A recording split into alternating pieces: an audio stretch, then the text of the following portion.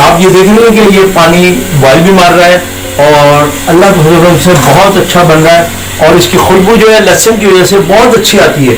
और आप इसमें जब ग्रीन चिली डालते हैं तो वो बहुत अच्छा लगता है और बाकी इंशाल्लाह मैं अभी बताता हूँ जी। जैसा कि आप ये देख रहे हैं कि ये पानी पक रहा है और इसी के साथ मैंने जो इसमें ये चिकन ऐड कर दिया, ठीक है।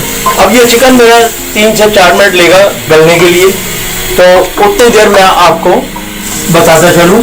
तो जितनी देर ये लेगा उतनी देर में मैं आपको दिखा दूँ। देखें ये मेरा पानी भी बॉयल पे आ गया है, ठीक है। तो इसमें मैंने क्या करना है आपको फिर इसलिए बता रहा हूँ कि ताकि आपको कोई गलती ना हो। तो ये देखें ये जो 2 चम्मच मैंने नमक लिया है वो इसमें मैंने डाल दिया है। ये थोड़ी देर और पकेगा पानी और उसके बाद जो मैंने इसमें चावल डालने हैं और इसको बॉयल करना है।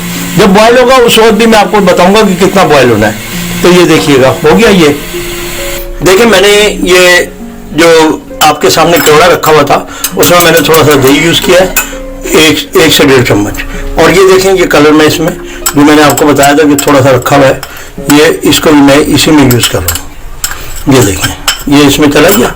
अब इसको मैंने इस तरीके से बिल्कुल मिक्स कर लेना है ताकि कलर वाला हमारा चावल बेहतरीन कलर आ जाएगा इसमें। ये देखें थोड़ा सा जो बचा था कलर उसको भी मैं पानी के साथ इसमें हल करके मैंने इधर ले लिया। अब ये देखें ये आपका हो गया।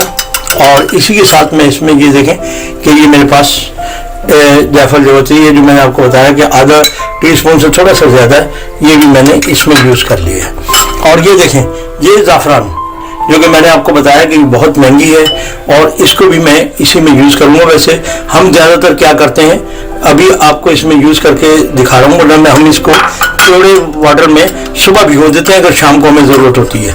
तो उससे ये होता है कि इसकी अच्छा कलर भी आ जाता है और इसका टेस्ट जो है वो और ज़्यादा इसमें खुशबू पैदा हो जाती है।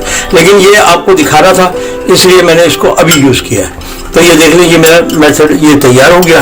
और इसके साथ ही अब मैं आपको दिखाता चलूँ कि ये देखें मेरे पास ये प्याज है जो मैंने ब्राउन करके रखी थी।